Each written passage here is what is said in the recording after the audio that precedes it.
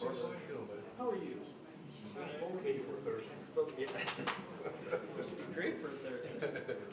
Somebody, I met with somebody that was just, Sergio. Is an archivist. Yeah. Martinez. I had breakfast with him the other day. He's like, Rob, where did you go? Can you get it? I know. We go way back. I've known him forever. Yeah. I mean, I just went to lunch with him here a couple weeks ago. Actually, yeah, he did say that. Yeah. We caught up, we found out where I was at. He would always come through, because he lived in Pinal County. He lived, He grew up in Moran, I guess, or was no, he actually grew up in Nogales. One's not enough for He you? had a football scholarship. What? One's not enough for you? Well, And they became an architect. They actually got recruited by ASU too, but the engineering architecture college was kind of probation at the ASU, so it was taken from Hi. When they do their presentation of the grant award, they've actually got like one of those oversight checks. They're just going to do a photo.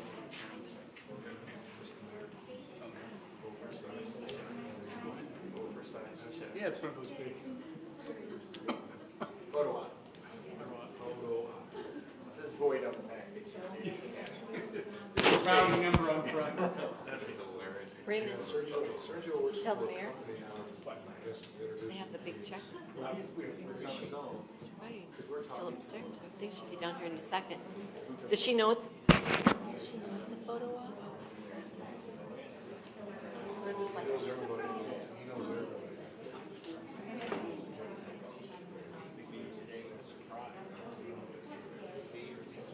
Surprise. He's working with Marines. You go to see Big Dave's a while.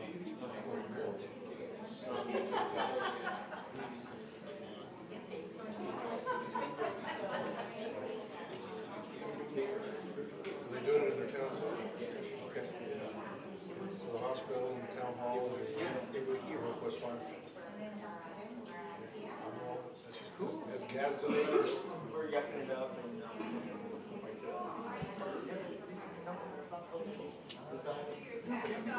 Yeah, I've known him for 20 years.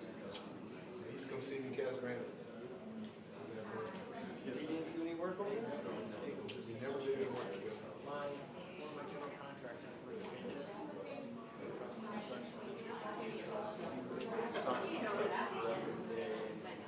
Hold the mic out. You want to say something Fun in guy. there? Oh, yeah, you know, like anything, it's an hour meeting, you spend about 18 minutes talking business or else talking smack. Oh, yeah. Four. There's the oversized check.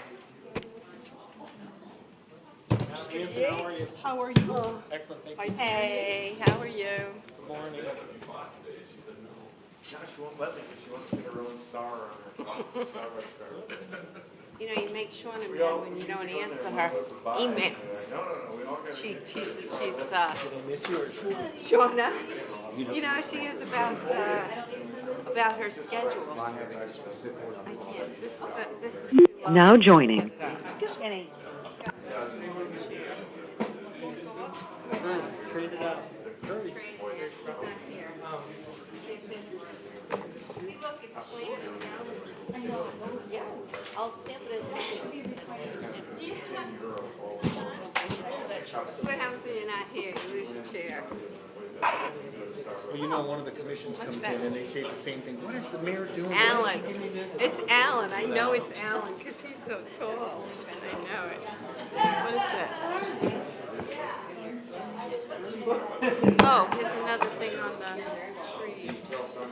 Oh, yeah.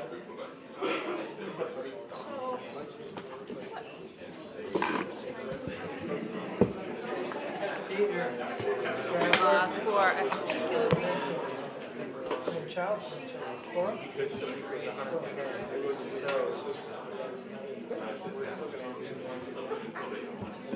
Yeah, it was getting more hair. My sister was a little, I don't know how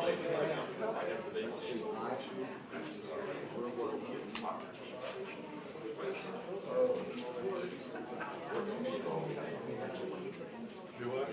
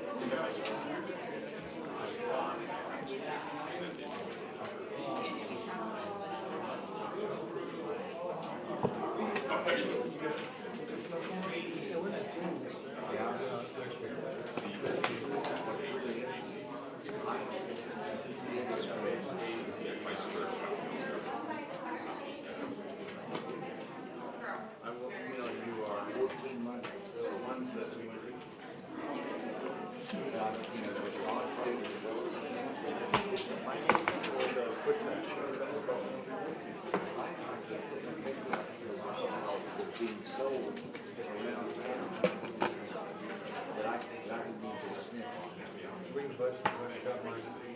Right here. What we come up with. Is Katie absent as well? Ginny's supposed to be on the phone. I haven't heard. Ginny, are you up there? Yeah, I'm on the phone. Was that her? Ginny, you here? Yes, I am. Okay, all right. Where are you? It's a secret. Where are you? All right, we gotta get started with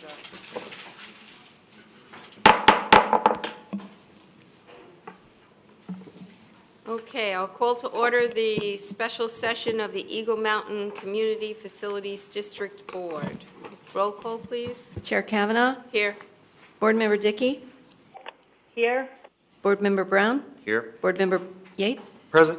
Vice Chair Hansen, and Board Member Leger, Here. and Board Member Elke is absent. Okay, thank you. Any speaker cards on this item? No, Chairman. I just need to go. All right, then, number one, consideration of approving the Eagle Mountain Community Facilities District Board meeting minutes of May 1st, 2014. Mayor, so moved. Second. Any speaker cards? No, Chair. Okay, any discussion? Then, all in favor of the motion? Aye. Aye. Opposed? 6-0. Okay, for items 2 and 3, we have one staff report, and I open the public hearing regarding Resolution EMCFD 2014-02, approving the final budget of the district for the fiscal year beginning July 1st, 2014, and ending June 30th, 2015. Ken, please.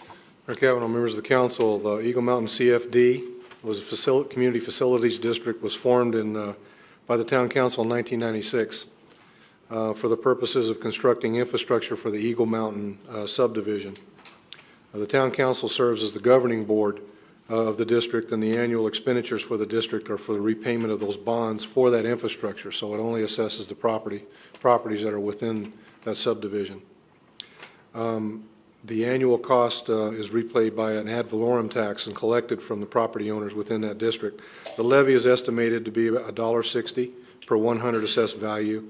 Let me point out that it was $1.84 last year, so it's actually reduced. All right, thank you. Board members, any questions? And still no speaker cards. Okay, then I will close the public hearing. Consideration of Resolution EMCFD 2014-02, approving the final budget of the district for the fiscal year beginning July 1st, 2014, and ending June 30th, 2015.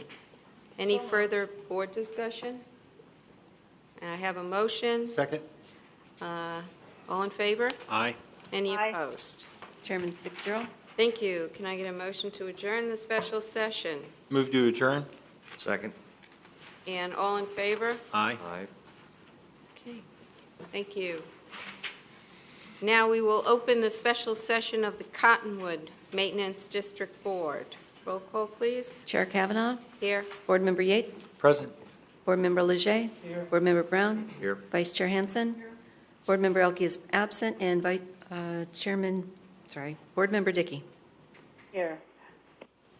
Okay, any speaker cards, please? No. Consideration of approving the Cottonwood Maintenance District Board meeting minutes of May 1st, 2014. There's no staff report. Can I get a motion? Mayor, second? Okay, and all in favor? Aye. 6-0. Thank you. For items 2 and 3, we have one staff report.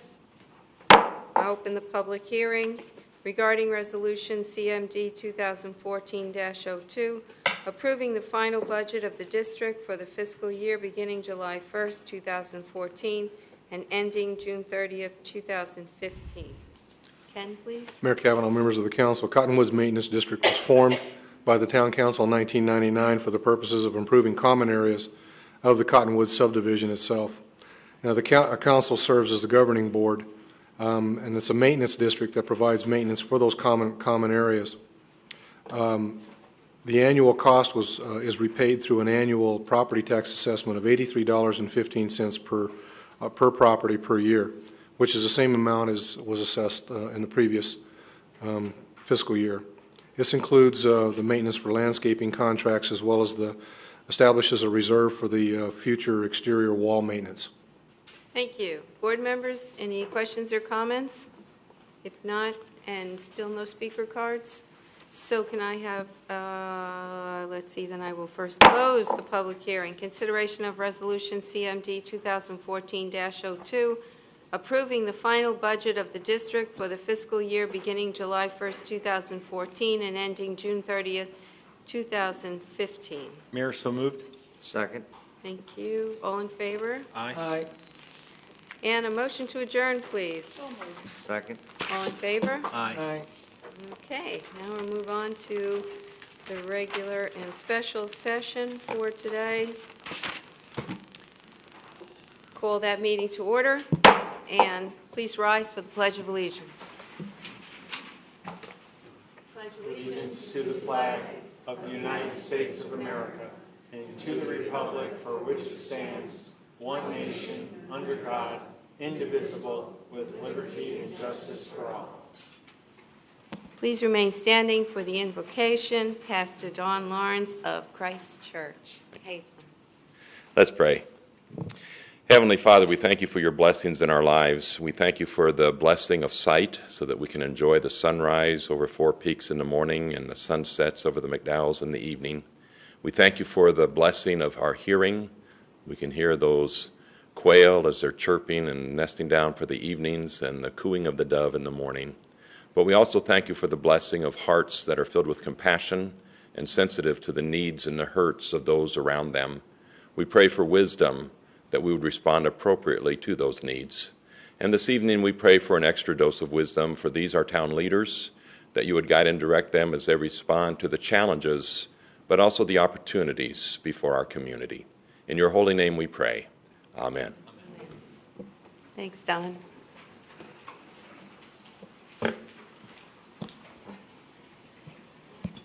Roll call, please, Bev. Mayor Kavanaugh, Here. Councilmember Dickey, Here. Councilmember Brown, Here. Councilmember Yates, Present. Vice Mayor Hanson, Here. Councilmember Leger, Here. and Councilmember Elke is absent. Okay, thank you. I'll start out with my mayor's report to discuss recent events related to economic development and meetings also pertaining to that. We had our GPEC general meeting. There was a lengthy presentation on the Super Bowl coming to town and what GPEC is doing to take advantage of the event to further economic development. GPEC will coordinate a visiting CEO program, enticing them with tickets. CEOs from major corporations who might be thinking of relocating their companies to Arizona. To help the local business community, GPEC will also be sponsoring the Business Connect program that connects small business in the metro area with the NFL to offer needed services. The Super Bowl will give Arizona global exposure and a huge economic impact. We're expecting 5,000 media personnel, 111.5 million TV viewers, and broadcast to 180 countries. They expect 100,000 visitors, 5,300 private aircraft flights, 300,000 to attend the NFL Experience, and 1 million Super Bowl Central attendees. Also, Arizona will be hosting the Pre-Bowl at the University of Phoenix Stadium on January 25th. If you want to help in this effort to showcase our beautiful state, the Super Bowl committee will be looking for, are you ready for this? 10,000 volunteers to make this all happen. The Velocity program that I've spoken about before to bring STEM academics to K-12 and improved engineering programs to the colleges got an update. July is now the targeted date for a plan-ready model to take to market, and September is the goal for communicating the strategy to put this in motion. Then we also had our GPEC Mayors meeting, and besides these issues, we also discussed the California 50 project. That's a project in the works to make contact with businesses from California that are dissatisfied with possibly the tax situation in California, enticing them to move their company to Arizona instead of Texas. At the Maricopa Association of Governments meeting, we were updated on the Don't Trash Arizona project for the summer.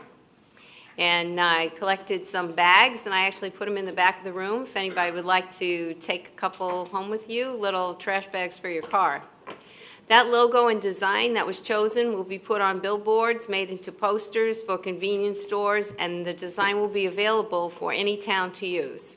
I would like to see our town have signs on Shea Boulevard that we know is always trashed by people passing through. There were other updates, including plans to improve the I-10, I-17 corridor. Many people from Fountain Hills do commute outside our community into that area. Workable ways to relieve traffic on other major roadways.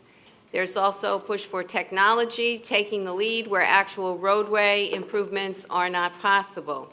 We will also be working more closely with GPS to better predict traffic problems. I was honored this year to be chosen to serve on the League of Cities Resolution Subcommittee. That's the committee that reviews all the resolutions submitted by the cities and towns, rates and categorizes them to be presented to the full committee at the League annual meeting. The resolutions that are ultimately chosen are sent to the legislature for possible bill consideration. And that ends my report. We will go on to a presentation by Robert Bennett, Division Manager with Republic Services of 2014 My Republic Rewards Community Grant Program. Ken?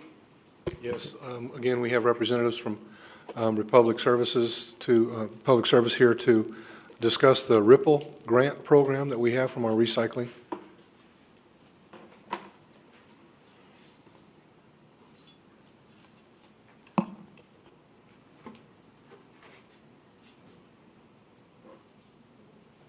So thank you very much, Mayor Kavanaugh. Pleasure seeing you again, council members and citizens of Fountain Hills. It's a pleasure to be here today to present this grant. Republic Rewards is actually the very first time we're doing this is here in Fountain Hills for the entire country. It's an opportunity for us to actually showcase our ability to recycle, which is great for the environment, great for the community, but also to give back, for Republic Services, give back to this community. So on behalf of Republic Services, we want to say thank you. We have a $10,000 check that will be used for Fountain Hills for a greening and landscaping project. So thank you very much. We appreciate your time. Would you like us to come down Yes, and take we can pictures? get some pictures.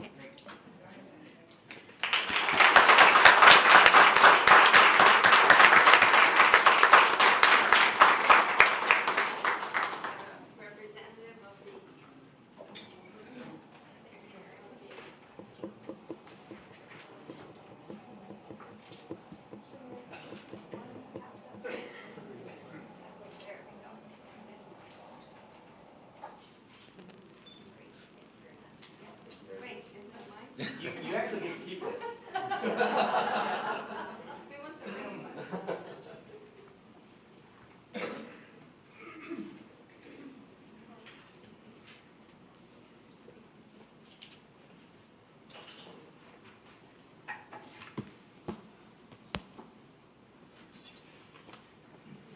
Do we have anything else on that?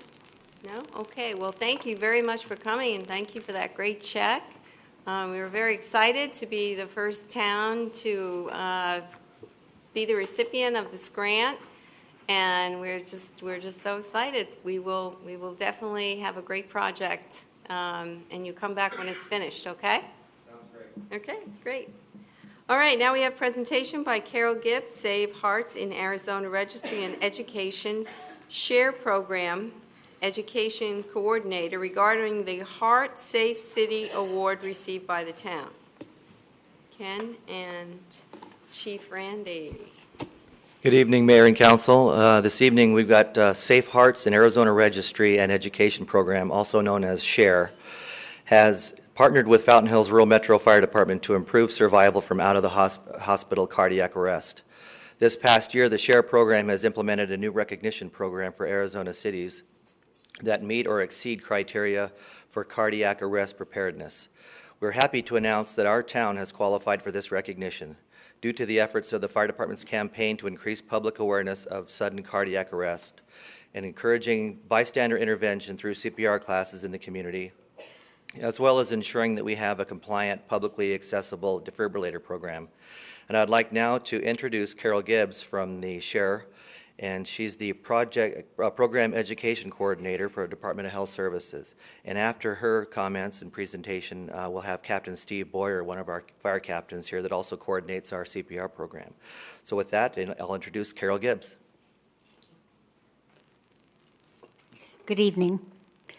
The Arizona Department of Health Services Bureau of Emergency Medical Services and Trauma Systems has a program called SHARE, Save Hearts in Arizona Registry and Education.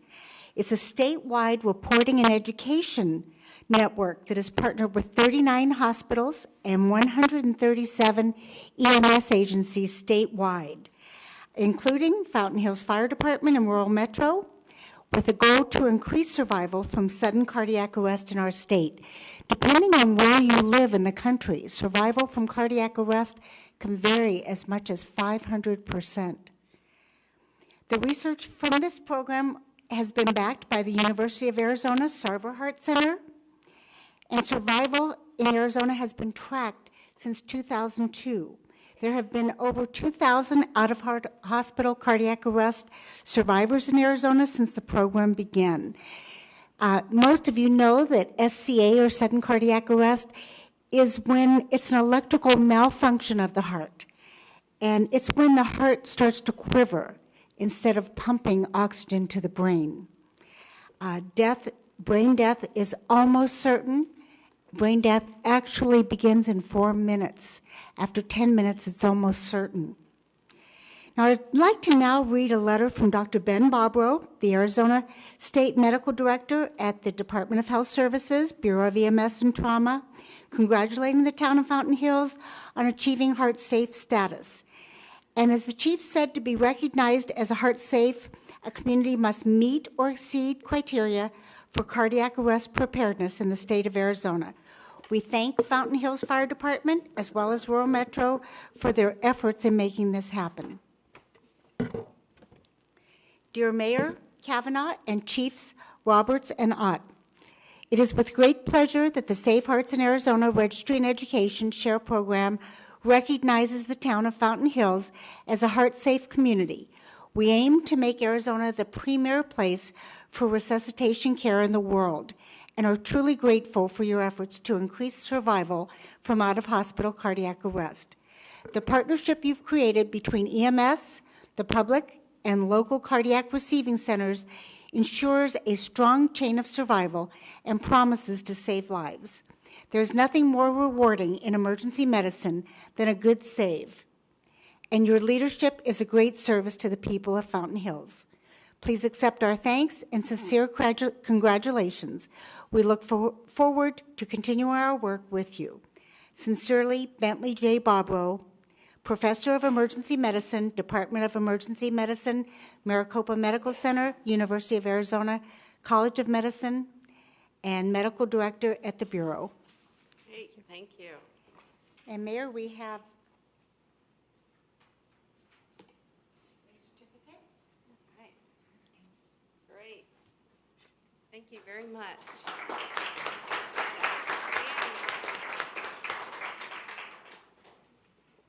Good evening, Mayor and Council. My name is Steve Boyer. I'm a captain here with Fountain Hills Fire Operations, Rural Metro. And I'd like to take a few moments this evening and show you what efforts have been done here within our community to achieve this accreditation and this recognition from the SHARE program. I've got a little PowerPoint presentation here that if I can bring that up. This recognition, this is the logo and the recognition of the Heart-Safe City. The town of Fountain Hills, as you've heard, has been now recognized. We meet the qualifications for this accreditation. This is a community involvement type of a thing. This isn't just our fire department doing this. This is something that's involved everything from the foresight of our previous council and mayor several years ago when we launched this program in making an effort to create a heart-safe community. One of the biggest things, most important things, is early access to our EMS system. So through that and the making this a public thing that we want people to recognize these sudden cardiac arrest deals, we want to make sure that they contact us, but then begin early CPR. Part of our efforts have been to promote the CPR training program throughout the community so more and more people are familiar with it. Early defibrillation is the key to reversing most of the sudden cardiac arrests. So by implementing our PAD program, the publicly accessible defibrillators, and having good saturation throughout the community, this gives our employees, our community members, an opportunity to step in and actually render the one of the most important life-saving aids in reversing this sudden cardiac arrest, even before the arrival of EMS. Time is our worst enemy, and by being able to integrate this quickly, it gives the patient a much better chance of survival. Every minute that passes once a person is in sudden cardiac arrest, statistically we lose about 10% chance of survival. So we add in the early advanced care. This is when the paramedics arrive. We have state-of-the-art equipment, which we can then also take it to the next level, and through even Bluetooth capability, contact our emergency rooms and get this information to them real time. They're ready for that patient when we hit the doors. So having all of this training, having all of this equipment, and the implementing these programs, this is what's gotten us to where we are. Once they reach the hospitals, then the post-care continues from there.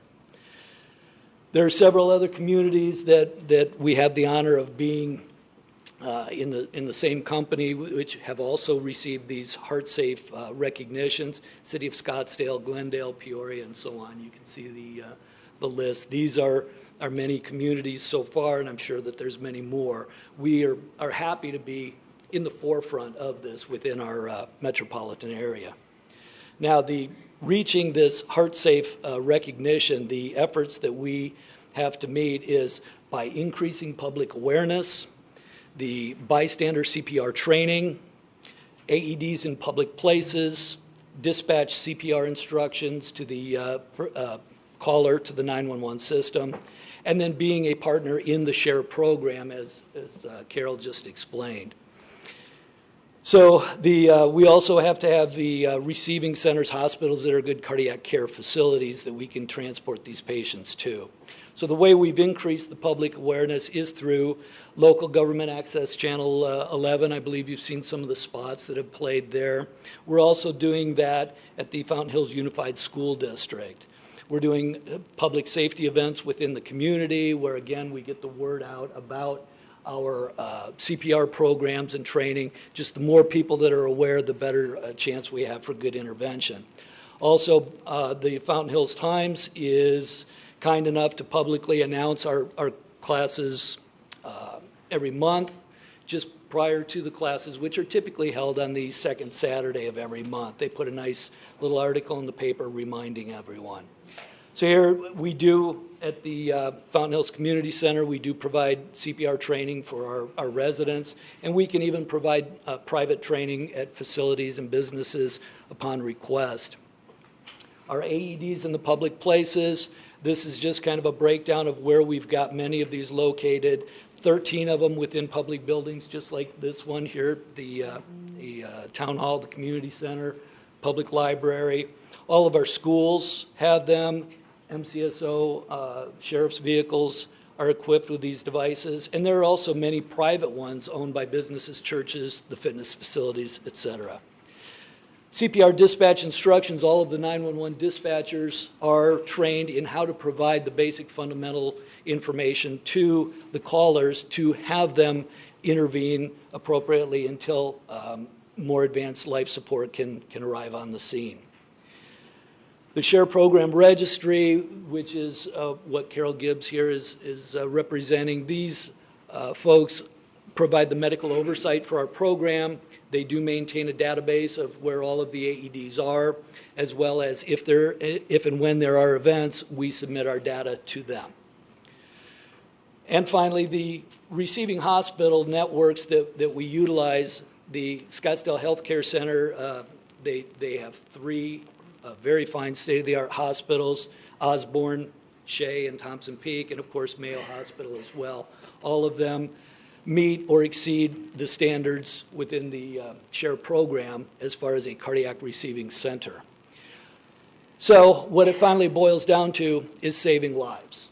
And one of my favorite stories involves Ed and Mary Lacey.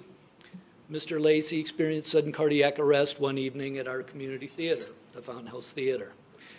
We have a AED placed there at the theater, and the employees jumped into action. One of the patrons, a good doctor, happened to be there who assisted with CPR.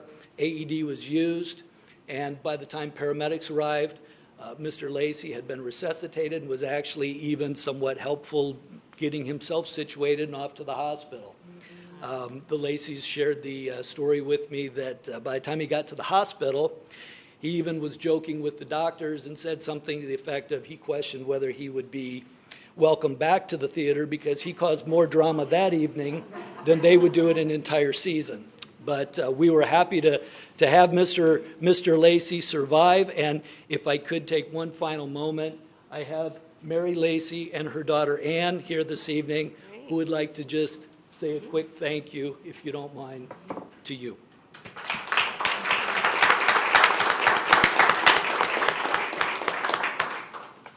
Thank you. We just really like to say thank you to everyone in town, to the fire department. We are so happy to live in a town where the people care enough to get together and put a program like this into effect. We had Ed with us 2 years to the day and almost to the hour after this happened. And it was so wonderful. And we get to thank that. And I know there are other people that have this wonderful thing happening to them too. So thank you all. He appreciated every extra moment. Every that minute was wonderful. He got yeah. due to So, everything that everyone put into This is a force. fantastic program. Yeah. So It thank really you is. so much. Thank you so much.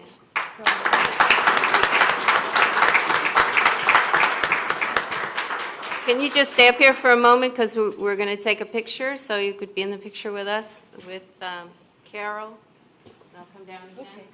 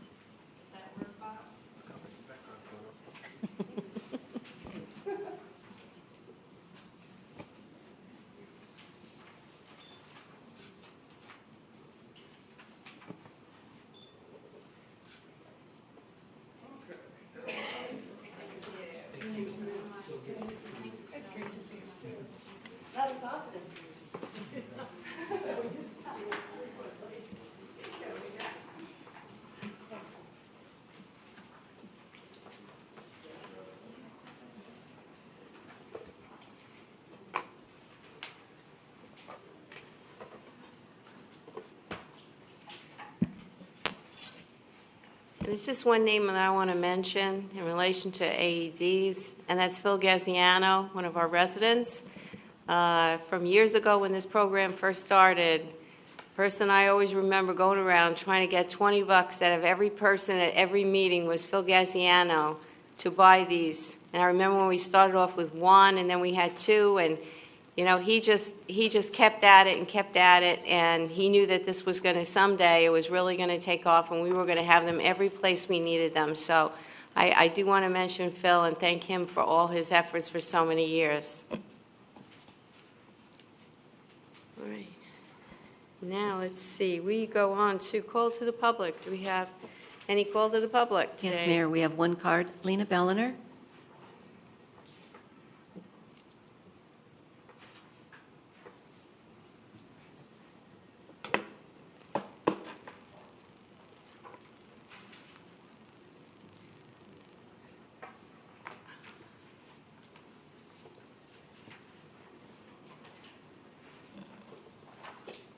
Mayor and council members, good evening. It's been said that whiskey is for drinking and water is for fighting over. As you know, I filed as an intervener in the Chaparral Water and EPCOR rate request and most recently received the recommendations of the administrative law judge. And the commissioners will consider this matter at an open meeting on June 10th and the 11th. EPCOR is a wholly owned subsidiary of EPCOR Utilities, which is owned by the city of Edmonton, Alberta, Canada. Our current rates were approved in 2009, October 21st. EPCOR's proposed revenue requirement of 30.25% equates to average user's monthly bill of jumping from $37.85 to $51.03 per month. The judge is recommending a 14.5% increase, resulting in a monthly bill of $37.85, jumping to $42.10, an average increase of 11.23%. As you know, my water bills have been $200 a month. EPCOR will be allowed to capture $275,000 in rate case expenses, approval of cap surcharges, best management practice tariffs, and a SIB surcharge mechanism. The SIB mechanism will authorize EPCOR to recover between requested rate increases through a surcharge the pre-tax return on investment and depreciation expenses associated with specific water infrastructure projects such as service lines, new meters, hydrants, etc. They may file up to 5 surcharge requests between the rate case decisions. Simply put, the SIB shifts the risk from a large foreign corporation to the ratepayer without adequate financial consideration to the consumer. I believe this mechanism is not in the public interest, but because it reduces the pressure for them to operate prudently and efficiently, and in the end, the consumer loses. In a related matter, I attended a joint roundtable presented by Congressman David Swikert and Paul Gosar on the subject of water and the proposed new federal regulations that the EPA and the Army Corps of Engineers under the Federal Clean Water Act are proposing. There were 5 congressmen and assorted representatives from the Arizona Department of Water Resources, the Central Arizona Project, Home Builders Association, the Realtors Association, and many others. The EPA and the Army Corps are redefining the definition of waters of the United States. This proposed new regulation is styled as clarification and narrowing of the prior rule, but it is clearly an overreach. They plan to redefine every raindrop, ditch, wash, runoff, sewer, not just the lakes and streams. We will no longer have control. Under this expansion, the feds will control our Fountain Lake. It will be considered of navigable water. My concern is how it will impact the Adero Canyon project and other large-scale infrastructure projects in terms of permits, green spaces, etc. The Adero Canyon project is vital to this community. The tentacles of this change will seriously harm small business, farmers, ranchers, homeowners, builders, and impact our water rates to historic levels. Tying these two together, a foreign corporation and our own federal government, that control is troubling me and the impact it will carry. I suggest that we do two things. Be vigilant with EPCOR future rate request. Contact our representatives before the deadline of July 21st, 2014, and let's take the lead to stop the government and foreign corporation outreach. Thank you for listening this evening. Okay, thank you. Anyone else? No, Mayor. Okay. All right, we'll go on to our consent agenda items. We have 6 of them. And can I get a motion to approve all 6 as written? Mayor, so moved. Second. Okay. All in favor? Oh, Aye. I'm sorry, roll call on Councilmember consent Dickey? agenda.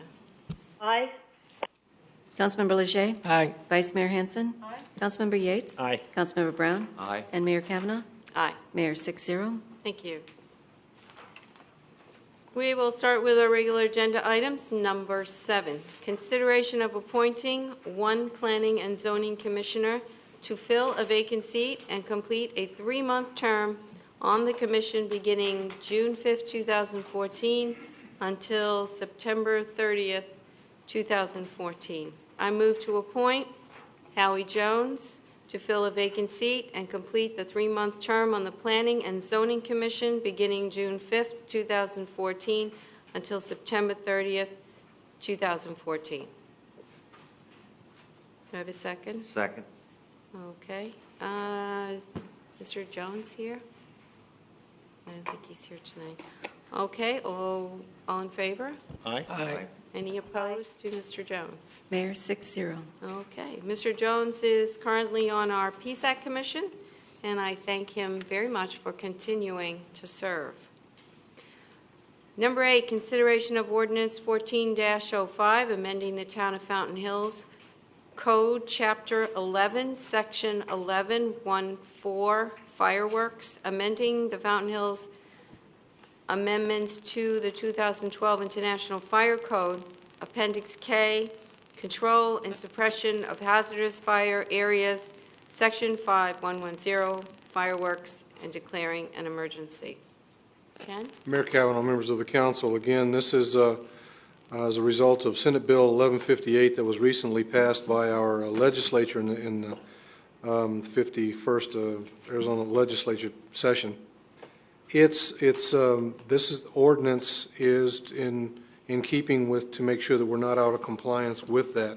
And what I would like to do is ask the town attorney to give us a little bit of a rundown of what the actual ordinance changes are required due to the changes in state law.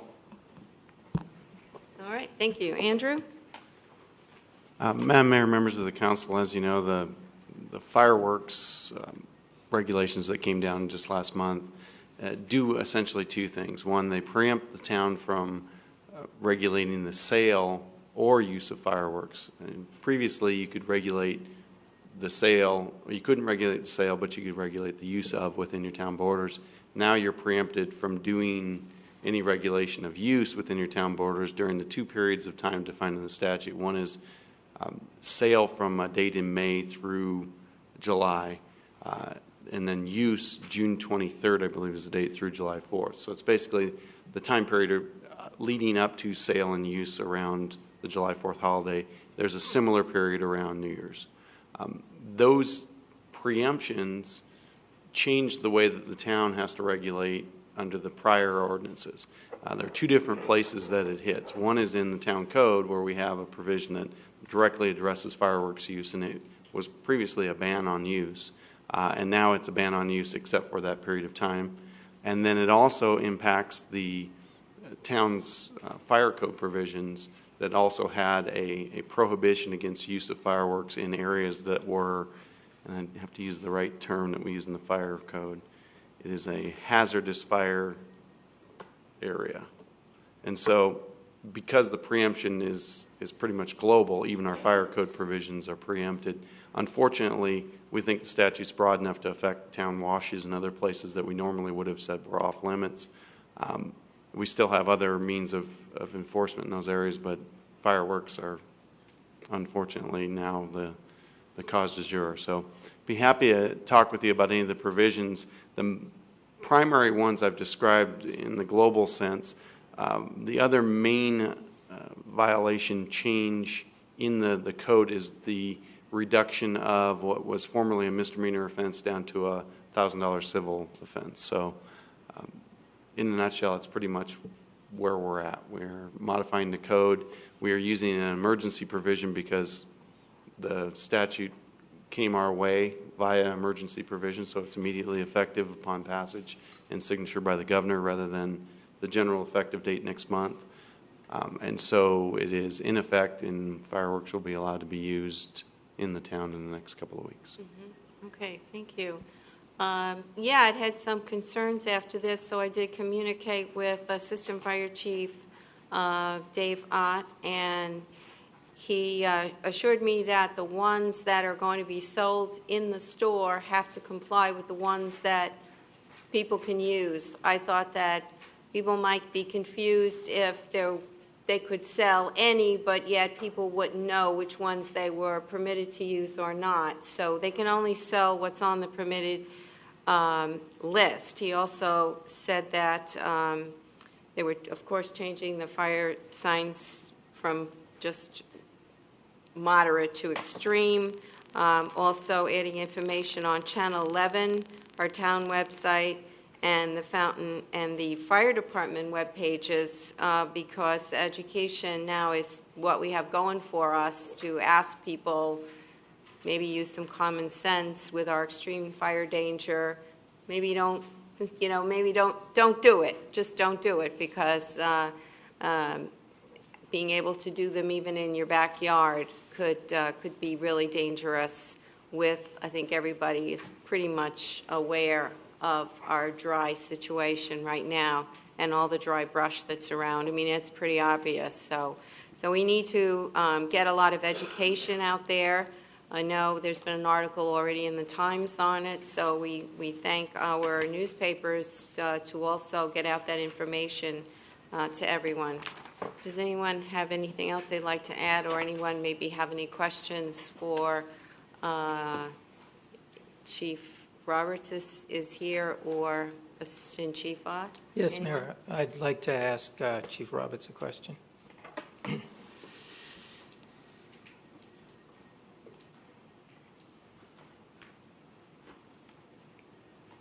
Thank you, Chief. I appreciate it. Although, as has been discussed, the product themselves that can be used is narrower, what is your opinion on this?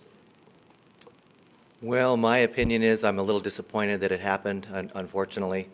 We're going to do everything we can to comply with the law, and it is here to stay, I think. So, I'm not as worried about New Year's time. I'm a little more worried about 4th of July time. So, but what we're going to do this 4th of July, we're going to staff up our trucks a little extra. We're going to try to get full staffing on all of our brush trucks and all of our engines, and so we should be ready for whatever, as best we can.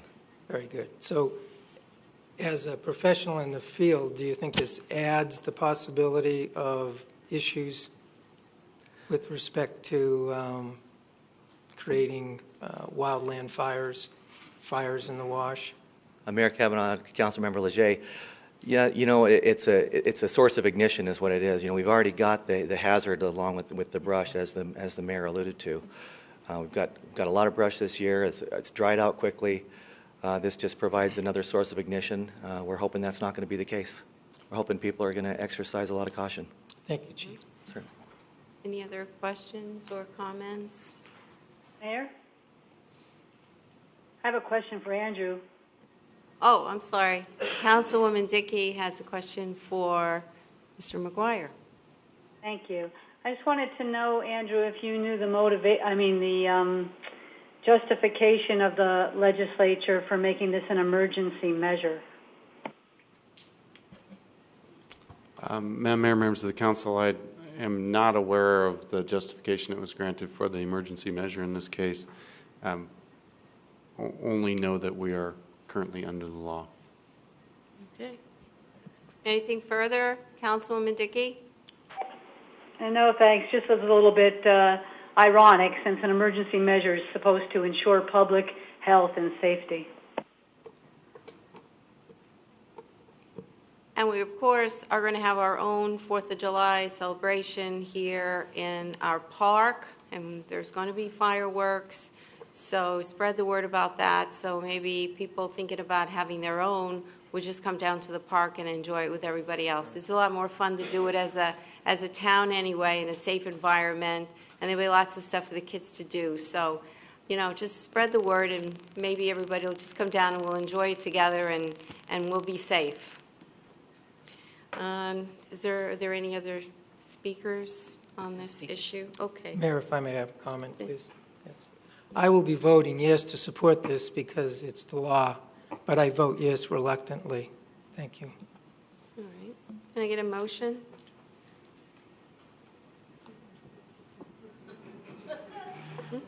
Mayor, so moved. A second? Can I get a second? It's the law. How about a reluctant second? Well, whatever, it's the law. So, and we are law-abiding Yes, we are. council. Mayor, just real have a quick comment? before we go forward. Andrew, I guess I'm struggling with what was the hardship that brought this about? I mean, how were the citizens suffering by not being able to have this extra ability to set things on fire?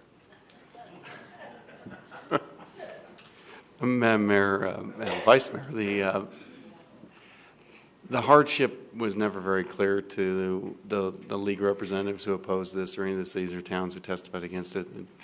The irony that Councilmember Dickey pointed out was not lost on anyone else, that there seemed to be a public safety emergency to place this in, to get this in place just in time to be able to sell the fireworks for this season. I think that, you know, the reality, everybody, you know, there's no reason to say anything but what happened. The cities and towns were less popular than the industry. And in the end, the worst part for Fountain Hills is that the urban wildland interface in Fountain Hills is in your neighborhoods. And the only exemptions in the statute, ironically enough, are in the National Forest area that borders the community of the Senate President, and a community that bought a huge amount of open space. Those are the only two exemptions in the statute, and I think it's unfortunate that we weren't able to get an exemption for a community that's built in the desert, as much as Fountain Hills is. And some of the other communities in the state, like, you know, in Oro Valley, where the desert's integrated in amongst the neighborhood, are really going to have more challenges with this than you know, my neighborhood in the middle of Mesa. I just don't see that we're going to have nearly the problem. But that was the argument. It was not well received. And just a real silly question. If there were any fires that could be, you know, traced back to this use, would there be any recourse in the cost that would be incurred in fighting these fires? Madam Mayor, Madam Vice Mayor, we don't really have a stupid fireworks user ordinance like we have in other areas. So I don't think there's any real way to assess it, other than maybe if as a violation of other town codes for where it might occur, for the manner in which a fire was started. There may be another provision that we can enforce. But we were very reluctant to amend those provisions to do an end around the statute, because we think that's probably not okay. In the end, we really hope people just don't go in the washes and let these things off. Anything else? No? No? Anybody else? Okay, well, we're just going to ask our residents, just like we ask them to watch people that throw trash on the street and break the law, to let us know. Just be out there and be our eyes, because we can't be everywhere. The fire department can't be everywhere. The police can't be everywhere. So you help us out this season to keep our community safe. All in favor of the motion? Any opposed? Aye. All right, consideration of a proposal by the Greening of Downtown Committee relating to the Legacy Plaza concept at Fountain Park. Ken and Mark.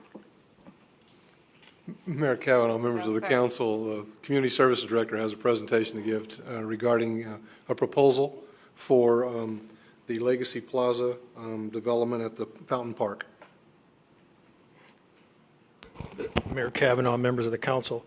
Mr. Burns, or Mr. Butler, excuse me, is joining us this evening with the Greening Committee. He's going to make a presentation to you based on a presentation that he made earlier to the Parks and Rec Commission, and the Parks and Rec Commission at their last meeting voted in support of this to recommend to the council that you accept this as well. So with that, I will turn it over to Mr. Butler.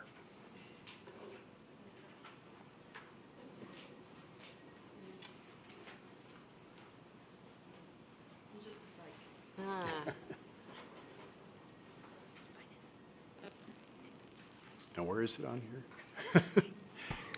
While she's showing me how to operate the screen, I'd like to introduce myself as Jerry Butler. I'm the co-chair of the Greening of Downtown project, and with me is the other co-chair, Jenny Willigrod. Jenny? All right, welcome to both of you. Thank you. Yay, it works. You are. Got it. Before I begin this, I would like to publicly recognize Robert Bennett with Republic Services for the wonderful donation that Republic Services has made to the Greening program. We think it is an outstanding way to spend that kind of money, and we are very appreciative. The fact that Fountain Hills is the first community in the country to have this program, and the Greening program is the first recipient of the grant in the country. Robert, thank you.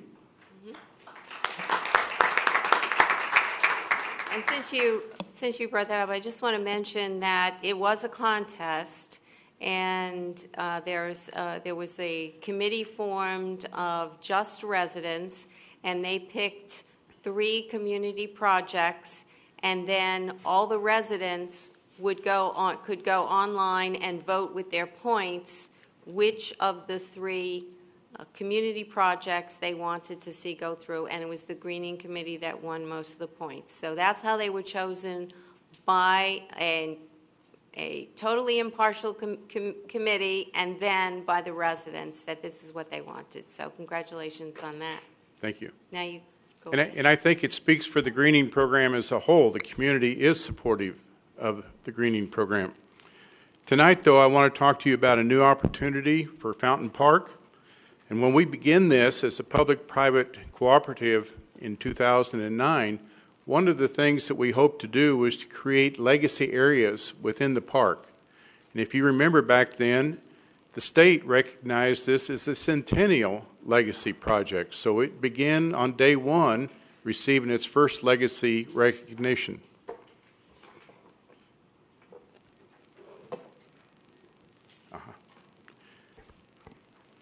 When we began, it was a part of the vision plan for downtown. It was one of the 9 components adopted in the vision plan. In the beginning, we were to expand some shade areas, improve the ambiance of the park in the downtown area. We began with no money, no staff. It was just a dream. Tonight I'm going to reminisce just a little bit on what we've accomplished to date. Won't spend a lot of time on it. Talk about enhancements to the commemorative column area in Fountain Park, and in itself, how we go about creating a legacy plaza. We began in 2009 was our first meeting. First project actually began in 2010. Since then, and by the way, it's all been through volunteers, we've raised over $225,000. No tax money, donations. So in the park itself, we've made a number of enhancements. Over 150 trees have been planted. Created a low water demonstration garden, and I won't read them all, but we have done numerous things in Fountain Park, and also now in the downtown area itself we have had some. Unfortunately, of the 150 trees that we planted, too many have died. And we have looked into it, and we believe that the reclaimed wastewater is part of our problem that we're dealing with in the park. And we would hope that in future budgets for the town, money could be allocated to replace some of these trees that have been donated.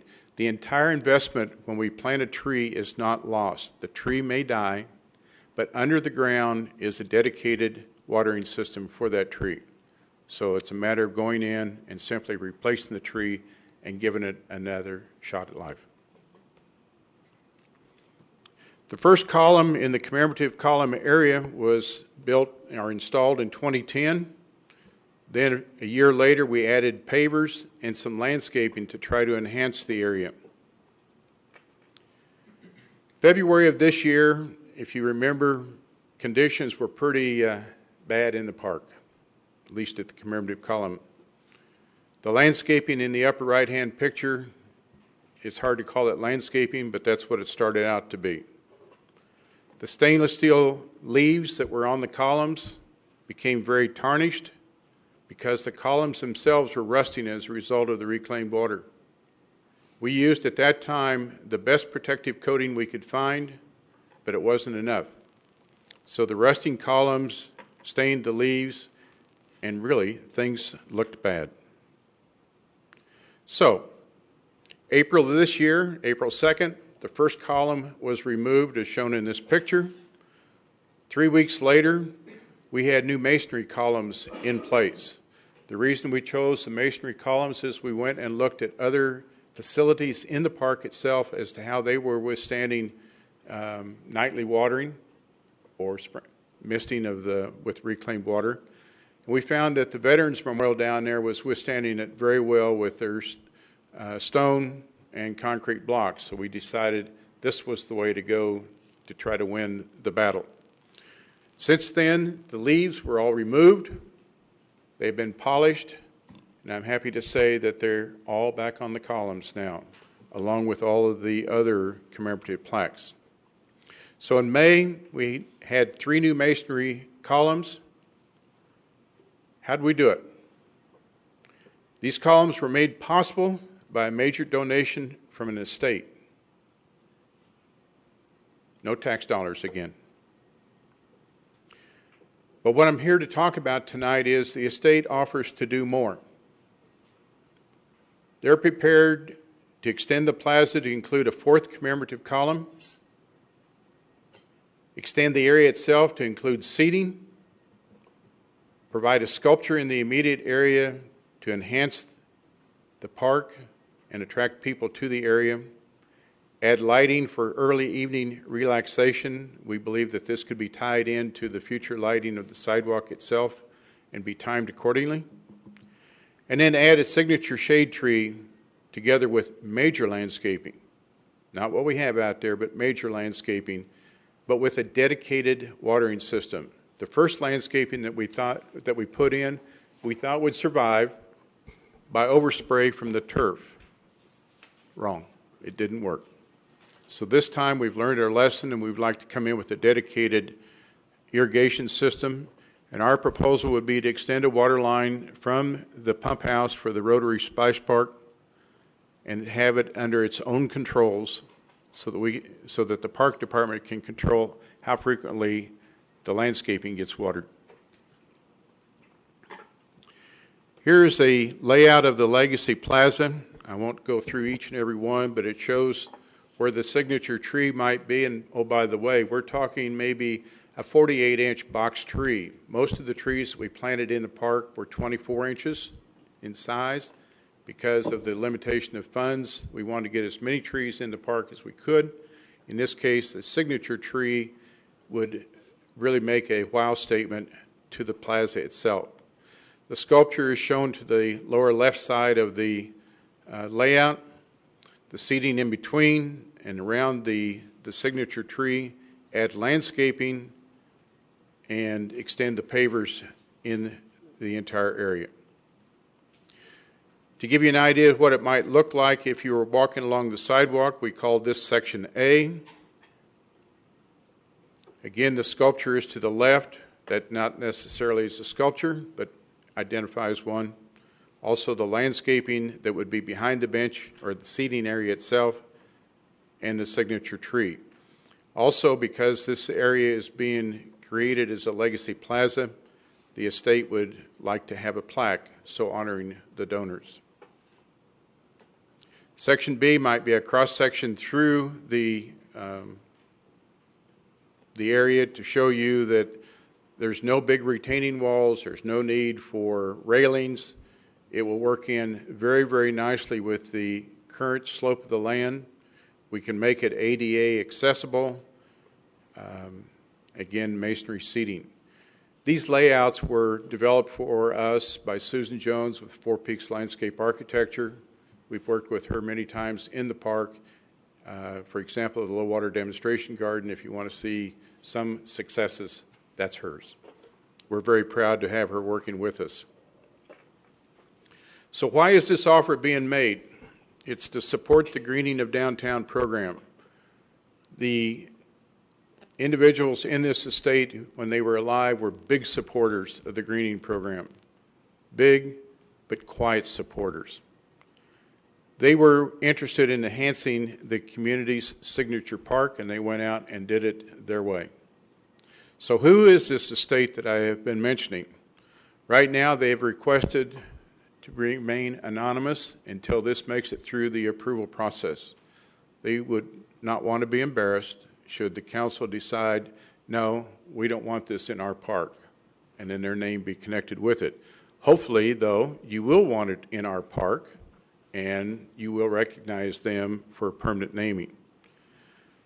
These people were the 11th or 12th residents in Fountain Hills. They came here initially before the town was prepared, or McCullough was prepared to sell anything. They wanted to buy then. They fell in love with what was going to be Fountain Hills, and they never left. Between the two of them, they spent 60 years promoting this community in many, many different ways. They were effective town pioneers. They made many financial investments in this community. Many of the items in town right now are a result of things that they promoted or personally invested in. The significance here of this family is they were quiet. They didn't look for any recognition during their time here in Fountain Hills. They knew what they were doing. They were happy. They were proud. It's the family that would like for them to be recognized for all of their accomplishments. As co-chair of the Greening Program, I would not be standing here promoting this if I wasn't supportive of the estate. These people were entrepreneurs, visionaries. You'll find out maybe what they did vision in Fountain Hills and invest in. They were risk takers and they were believers. They loved Fountain Hills. In 2009, the Greening of Downtown Committee was hoping that different components of the greening program would become legacy projects around. This is our first opportunity to have a real legacy project come forth. The donation that has been offered represents over 15% of the money that has been donated to date, so it is a significant contribution to Fountain Hills, to the park itself, and to the future enhancements of the park and the public that will be used in the park for years to come. So I hope tonight you would accept this proposal so that we could move forward, come up with some real plans that the staff could accept, review, and approve. We would like to move forward and do that, do the construction this summer when there's the least amount of activity in the park, and be prepared for the fall. We also have some people associated with the estate that are quite elderly. We can't wait too much longer. So with that, I turn it back to you and Okay, thank for you. questions. Yeah, I have a question about just the orientation of the map in case anyone who's looking at it doesn't realize which way it's going, because it doesn't show. It says sidewalk to the businesses. If you can go back to the first map and you can just give us an idea of where the lake is on that for people that are not quite sure how this is oriented. This is right adjacent to the 3 columns that are already in the park. It's the intersection of the sidewalk that comes over from the parking lot by the Rotary Splash Park, splash pad, and also down from the businesses at Fountainside. It's the intersection of those 2 sidewalks. And to say where is the lake from here, it's on the lower side of this picture. So people sitting So you're sitting, along looking. the bench will be focused directly towards the fountain and the lake itself. And do you have some idea of how much area this is that's going to be paved? I don't remember those numbers right now, but I, at one time, had them all. That's okay. Okay. Any questions for, okay, Councilman Brown? Thank you, Mayor. Jerry, thank you for your presentation. And how far along are you on an estimate? Have you got an estimate put together to where you feel like it is solid enough that the estate will be able to finance the entire project? Or if they don't donate enough, will the Greening Committee be able to finish it up? I was the one who personally put together the cost estimates. I have been doing that in the greening program since its inception. Some I have been high on, some I have been low on. I put this estimate together for the estate. They are comfortable with it, and I believe it can be done. This project can be done for the amount of money that they are willing to donate, and if not, the Greening Committee has in its coffers some additional funds. We would not be back looking for tax dollars. Okay. Councilman Brown? One more question, Jerry, or a couple of more. It sounds to me that this is a project that will be built in a single phase. It won't be built in 2 or 3 phases over a year or so. You want to truly go start it this summer and have it completed so when the winter visitors show up, we'll be totally done and out of their way. Is that right? That is correct. However, when I say we'd like to build it this summer, chances are we would not plant a signature tree this summer. We would have to wait till the planting this fall. But everything else could be done in a single project, and we would have it set up to accommodate the tree probably in late October, early November. Thank you. I personally feel like this would be a nice addition to the park, and I will be supporting this. Just have one other question about the new columns. Then are you going to open up the columns again for more people if they want to? You still have the leaves on them?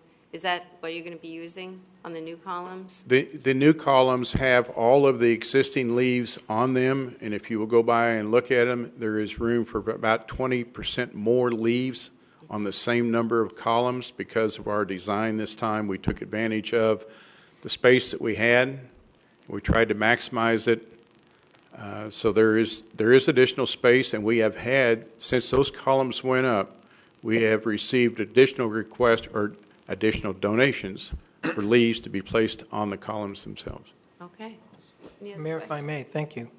Jerry, once again, along the lines of what Councilman Brown had mentioned, I'm certainly in full support of this program. But the comment I wanted to make really is for you and Jenny and the rest of the group that's worked on this. I mean, this thing came out of the ground with the Swaback project many, many years ago. I think it started with the idea of, what was it?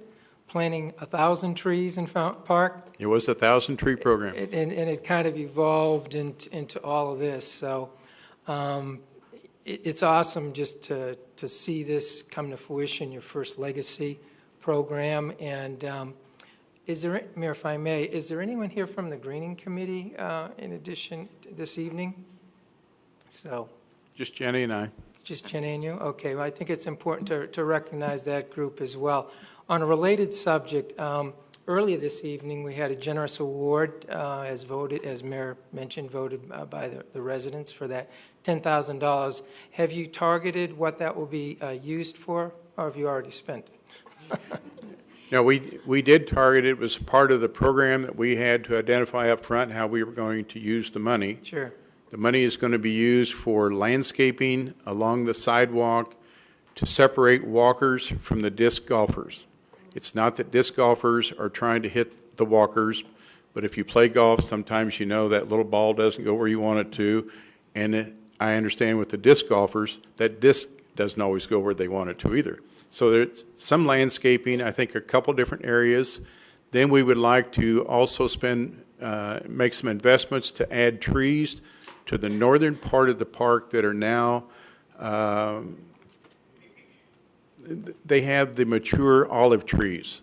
Many of them are showing serious signs of distress.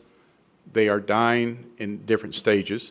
we would like to plant some trees up there that would supplement those trees so that when the day comes that they have to be removed, there might be some other trees up there to take their place. Very good. Thank you, Jerry, and Mayor, thank you. Vice Mayor. Jerry, on the diagram, this is it shows the new column next to the 3 existing columns. And then to the left of the new column, there's one more box, but it's not marked. And I just wondered if that was like a placeholder for another new column or just a box. No, you're very attentive. Thank you. That would be the 5th column. Okay. If there is a need, there's room for 5 columns in this legacy area. And as the mayor pointed or asked, and the answer is we have space on the 3 existing columns for more leaves or donations. The 4th column would be very, very nice. By the way, what we would also like to do on these columns, if we can afford it, and I've been told my estimate was way off, is we would like to have the columns lighted for nighttime, early evening, but we'd like to do it from the ground up or from within the pavers themselves, shining up on the 4 sides of the columns. So it's a matter of, can we afford to do the lighting as a part of the overall lighting in the park, which we think would be a really nice addition, or do we put in the 4th column and forego the lights? Or there's another option. I've worked very closely with the sanitary district. Thank you. Who happens to be here. Going through this plaza area is a major fiber optic cable for the sanitary district. They came out and physically dug down and located it. We now know exactly where that cable is so that it's between the 4th and 5th columns. There's the line on the drawing. Mm-hmm. It's a critical as to how we place these next columns. We could also, since we're going to have to remove a number of the existing pavers to make all this happen, and if we put in the lighting, we could, instead of putting in the 4th column, put in the foundations for columns 4 and 5. Leave them about 4 inches below the pavers, but have all of the structural components necessary so that at the future, when they're needed, the column itself could be added to the foundation and we don't have to dig down and wonder where that fiber optic cable is. And we wouldn't have to do any more destruction to the pavers that are there now. So we got several options, and we'd like to work with the staff to figure out which one works out best for the community as a whole. Okay. Thank you. Great. Okay, Councilman Yates. Just to chime in as well, Jerry, thank you guys so much. You guys are grossly underselling what you do for this community. This is a model that several municipalities would love to mirror. I'm sure many of us have read the Grand Avenue Corridor, how they're trying to figure out how they're going to do some of the things that here we're already doing in Fountain Hills. So to say that we're the first ones to receive some of these grants and the first one to be recognized, you guys are grossly underselling yourselves, and I want to formally thank you. You're doing a heck of a job. Okay. Thank you. Well, when I went down to look at this this area, and I think you've chosen a really nice spot where I'm figuring you're putting the seating. And I think that's the way you've laid it out really works as far as the lake and even the businesses. I'm going to throw another challenge at you. You can think about it. Something that I've been talking for quite a while with Ken in Parks and Rec. There's an area right outside where the businesses are there, the stores, okay? And there's a section of grass in front of that. There is something actually wrong with that, and we can't get the grass to grow. So it looks pretty bad. And I get more letters from residents about that patch than anything else. And I wouldn't like to see us just pave it over or something. But I really think that that's an area that really takes away from the beauty of the park. So maybe when you're finished with this one, you might think about that spot and come up with some good ideas. Well, the one idea that I would suggest for consideration by Parks and Recreation is go in, scrape off about 8 inches of the soil that's there, throw it away, and bring in some new soil, and you will have beautiful grass. I think they tried that. And they put down sod, and it still didn't work. I'm not talking about sod. I'm talking about real soil, because the sod or the soil that's there now will not sustain life. Okay. Well, we appreciate Sorry. your help, and if that doesn't work, maybe you can come up with something else, okay? Okay. Mhm. What we would hope to do, if this is approved tonight by the council, is, again, we'd like to move forward this summer. All of the other programs we have undertaken ourselves as a greening committee to organize contractors who also donate some of their services to us and try to get this done as quickly as possible. So, Okay. thank you. Thank you. All right, and I think we have a speaker card. Robin Luke? Okay.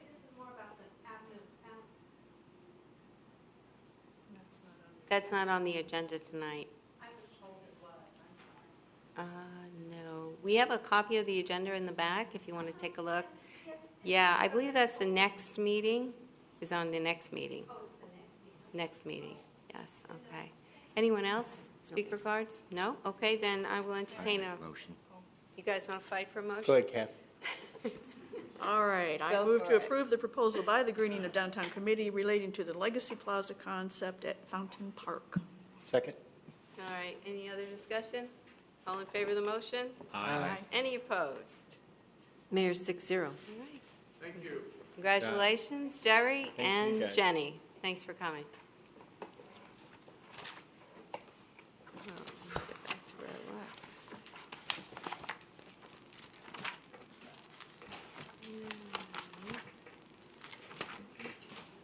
Yeah, so let me just find my place here. Okay, number 10. This is, okay, I'm going to open the public hearing regarding Resolution 20-14, adopting the tentative budget as the 2014-2015 fiscal year budget for the town of Fountain Hills. Ken?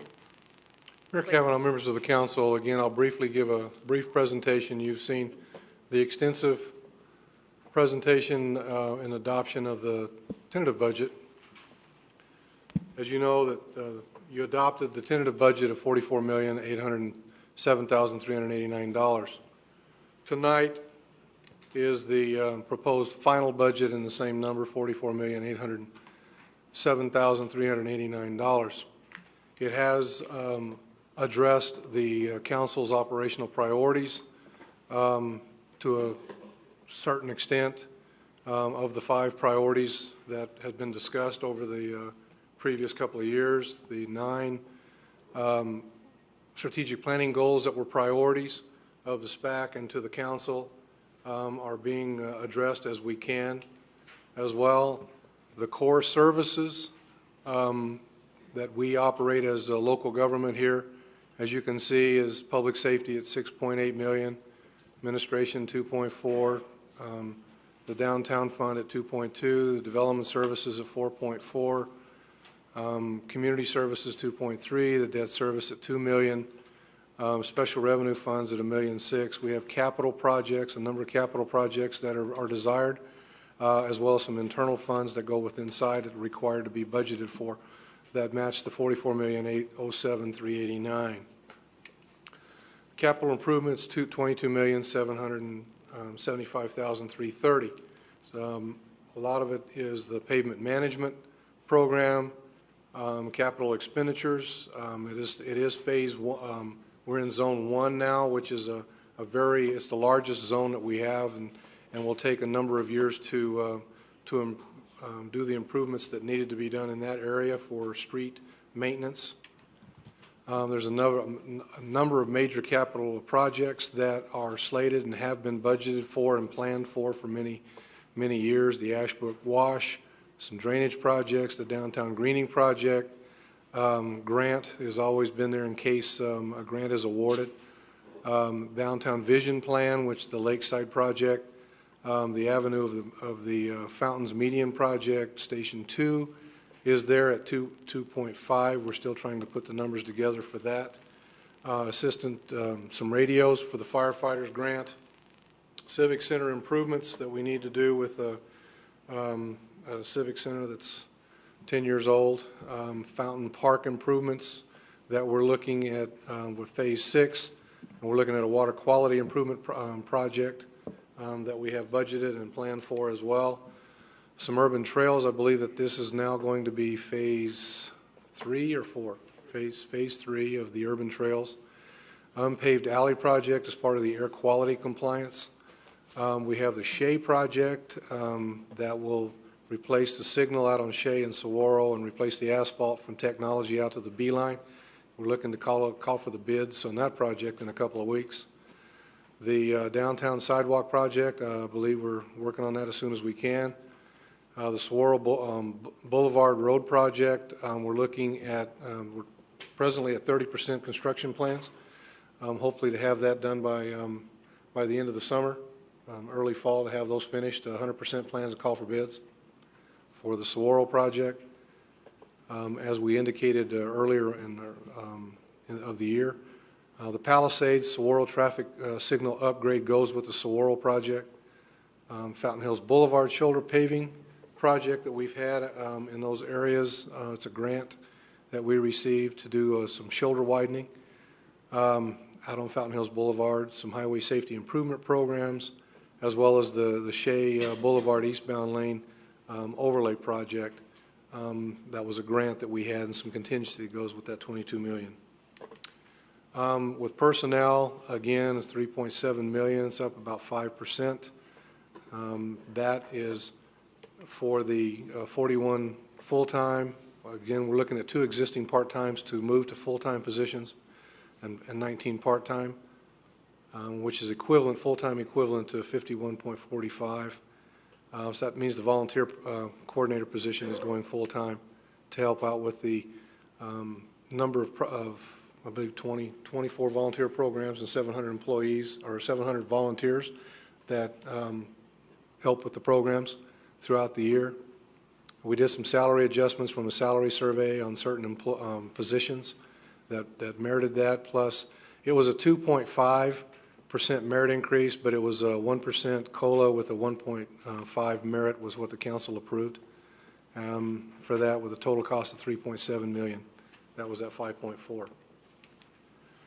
Again, it's a staff recommendation approving those core services, adopting the 2014-15 annual budget in the amount of $44,807,389. You have in your packet the legal budget, the schedules, I believe, A through G. That's what the state likes to see of how those are there. It's a recommendation to adopt it tonight. All right, thanks again. We have speaker cards? Mayor, we have 2 cards. David Iverson, followed by Barbara Patterson Whitehead. All right.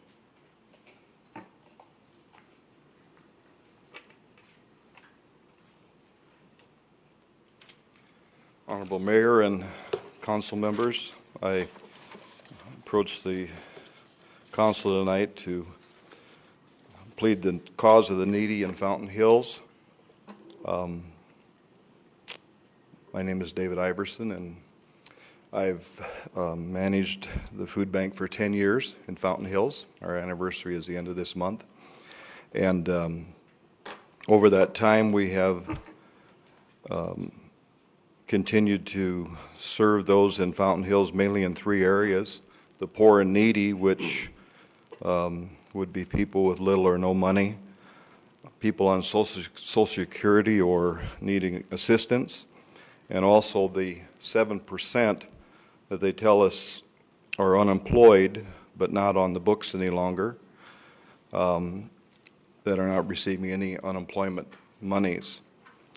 Second, we serve the working poor, people that are employed but do not make enough money, and when there is a need, something breaks, a car,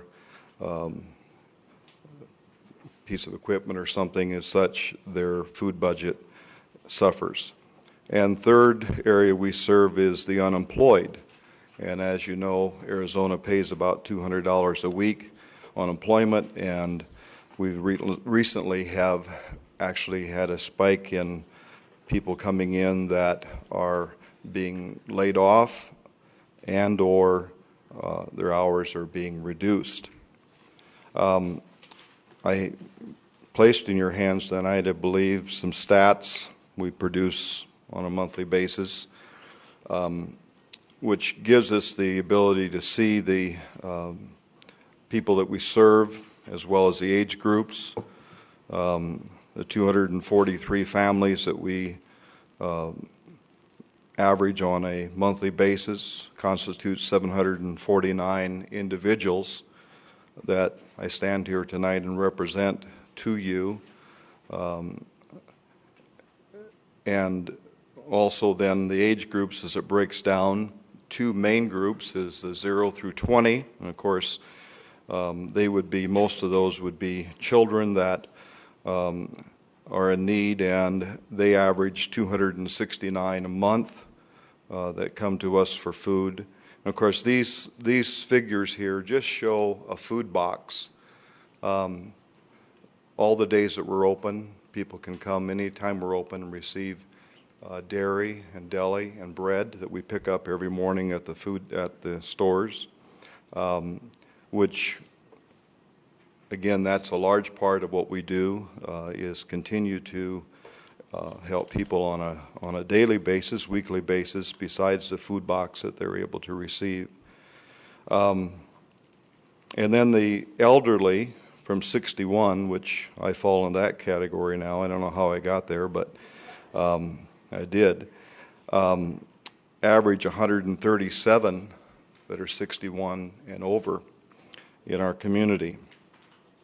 The present contract provides $2.63 per individual on a monthly basis, or $8 per family. 7 years ago, when we had our first full year, when the town provided funds to us, those funds were $4.92 monthly, or $16. So presently, we're operating on half of what we had received 7 years ago, when the council at that time gave us a privilege to receive some funds. So in the last 7 years, we've lost half of the support that the town was giving to us. The reality is that each individual that we serve costs us, the food bank, $21 per month. So the town is providing about 10% of what it really costs, or an average for a family is $69. It was 7 years ago, it was $40 to provide a food box and provide all that we do for a family, and now it's $69. And one man said, he said, the older I get, the stronger I'm getting. He said, I didn't used to be able to carry $100 worth of food, and now I can. It just speaks to the fact that everything has escalated, everything has increased over the years, and from fuel costs to rents to buying food, all the things have increased for us. And I would just tonight ask you to consider, as a last minute here, the $400 that is proposed that we would be cut again this year, 20%. Will it really make that much of a difference to the town? It will make a big difference to me again this year to lose $400 a month, because that means that we have to do more to provide for the 6 families that $400 a month represents. So again, I just would ask that you would consider the 20% cut that is being proposed. Okay. Thank you. Thank you. Is there any questions? And we'll get Barbara up here. Okay. Barbara wants to say something.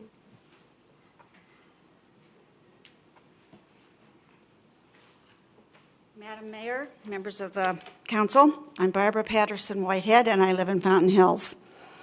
I'm here because it's the right place to be at the right time.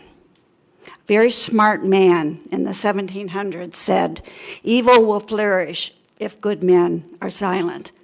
You have just heard a very good man not be silent on his commitment to the food bank. I'm only the second string, and I'm here to support him, and I have never been silent when I feel something is right in my life, and I don't intend to start now. I gave you an article that I cut out of the Arizona Republic. I hope you read it. It's good. It's important. And what caught my eye is the a sentence, in Arizona, 1 in 5 individuals may not know where their next meal is coming from. That's pathetic. Now, we can't do anything about the valley. We can't do anything about the mess in Washington or in the Middle East or any other country. But charity begins at home, and I'm here to tell you that we can do something in this little small dot on the map that we call Fountain Hills. It is our duty as a town. It is your responsibility, your moral obligation to help these people. He's given you the facts and the figures. I was there last Friday night. If you go for $9.99, you can have a good meal, all you can eat. $6 goes directly back to the food bank. I would hate to be one of these people that goes to bed at night and has to worry how they're going to feed their kids the next day or their grandkids. Think about it. $400 a month is not that much money. You can find it.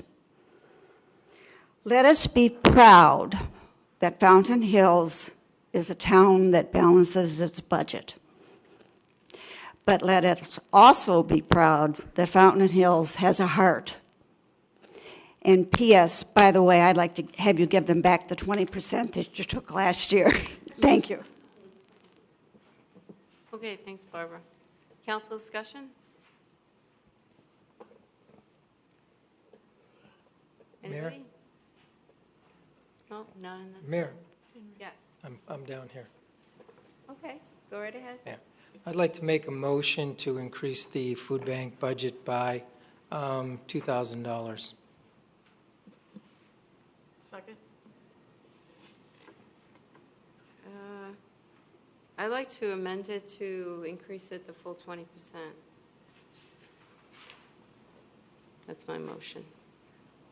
Is there a second? What would that calculate? Is that 4,800, Ken? Is that what we reduced it by? I think you said 400. I think it was a little less than that, but if that's what you want to do. We'll take it for one of those core services. Mayor, if I may, it will raise it from the $19,360, your 20%, up to $23,232.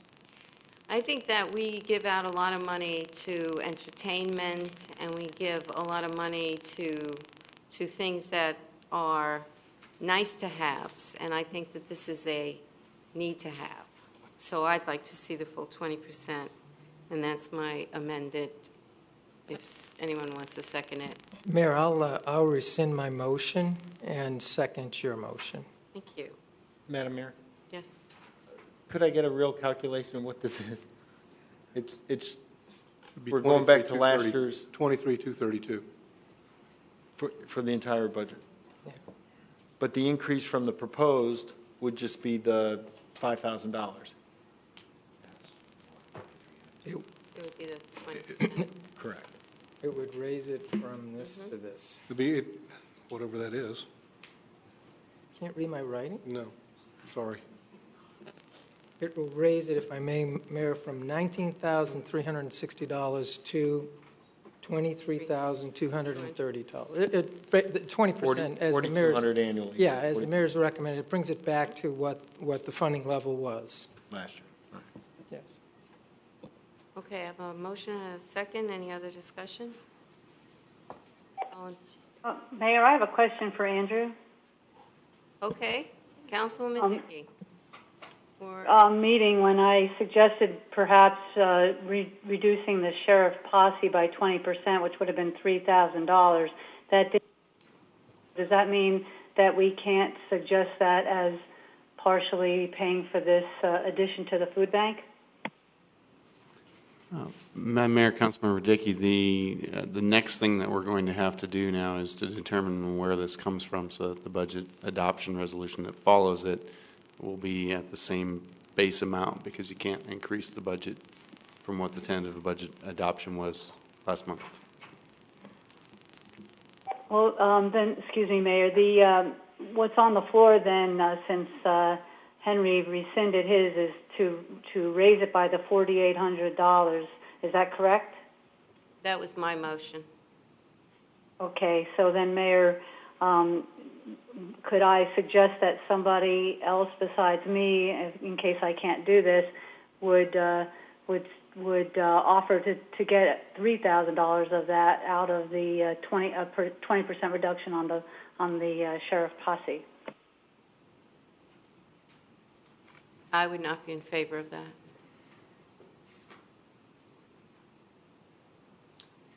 I have a motion and a second. I get a roll call vote? Councilmember Hanson? Councilmember Hanson? I'm sorry, Vice Mayor Hanson. Vice Okay, Mayor. I thought I was giving it up tonight anyway, so. No. Yeah, Aye. Next meeting. Next time. Oh, Vice Mayor. Vice Mayor. I said aye. She said aye.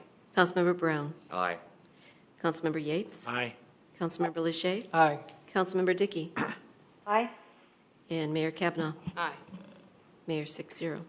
Councilman Yates? Madam Mayor, Andrew or Ken, so since we did not take the difference out of a specific line item, where would it specifically come from at this point? Commensurate number should come from administration.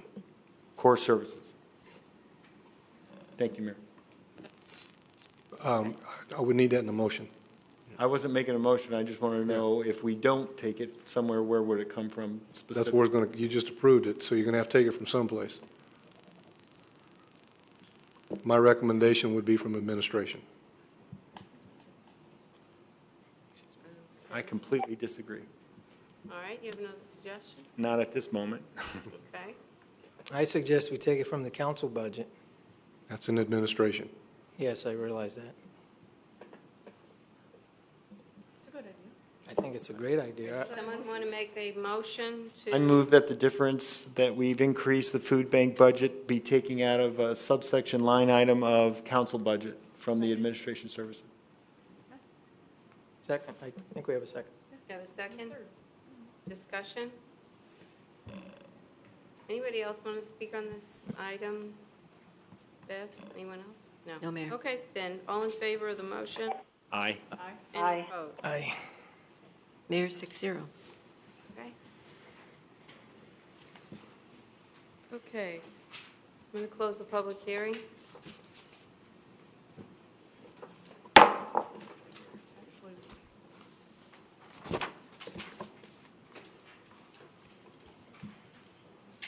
Well, we got a motion on, we just approved that part. We need a motion to approve the entire budget. We have to go into. In the special meeting. Yeah. Special okay. meeting. All right. Next page, special session agenda, which we have to, We have to recess. yeah, we have to recess the regular session and convene the special section. Okay, I've disclosed that. Madam Mayor, do we We're need going a in and out a motion lot today. to recess? No, apparently we don't. All right. Otherwise it would, It's recess. it's recess. All right, we need I'll call this meeting to order. We're opening and closing a lot today. Roll call, please. Mayor Kavanaugh? Here. Councilmember Dickey? Here. Councilmember Brown? Here. Councilmember Yates? Present. Vice Mayor Hanson? Aye. Councilmember Elke is absent, and Councilmember Leger. All right, consideration of resolution 2014-20 adopting the tentative budget as the 2014-2015 fiscal year budget for the town of Fountain Hills, as just discussed. Ken, anything further? Only to recommend, Mayor, members of the council, $44,807,389. Don't we want another presentation? Would you like one? No. How are you spending this? Any speaker cards? No, Mayor. Yeah. Any discussion? Can I get a motion on So this? moved. And a second? Second. And Madam Mayor, that motion includes the direction from the council on the prior two actions. Yes. Okay, all in favor? Aye. Consideration of Resolution 2014-21, adopting and establishing a 2014-15 budget implementation policy and approving the town organizational charts. 2014-15 pay plan, the schedule of authorized positions, the employee job descriptions, and the comprehensive fee schedule. Ken? Mayor Kavanaugh, members of the council, again, this resolution basically gives the guidelines to how the budget is administered on an annual basis. Traditionally, people would adopt a budget and forget what we did 6 months ago. This keeps the guidelines of what we're trying, how to administer the actual policy itself. The financial policies, the financial planning process, the expenditure control process, the Revenue and Collections Administration, the user fee cost recovery program, and the debt policy that we have. You have that in your packet. It also establishes this year the organizational chart on how we're organized. It also calls for, as we mentioned previously in the adopted budget, 1% COLA, 1.5% merit for the employees. The adjusted pay plan, it gives the schedule of authorized positions of that 51.45 full-time equivalent positions, plus the 41 full-time and 19 part-time employees with their job descriptions. I'd be happy to answer any questions. It is our staff recommendation to approve Resolution 2014-21. Any questions for Ken? Councilman Yates? Thank you, Mayor. Just as a point of information or a point of clarification, the merit and COLA starts on an employee's start date within the following fiscal. So, i.e., if I started or an employee started July 1st. COLA's July 1, merit's across the board? Yeah. Okay, and merit would be whenever their anniversary date is within the. Yes, okay. That's what the recommendation was, the amendment that Councilmember Brown initiated. Absolutely. And the council approved. Thank you. Any other questions for Ken? Do we have any speaker cards? No, Mayor. Can I get a motion to accept the resolution? So moved. And a second? Okay, all in favor? Aye. Any opposed?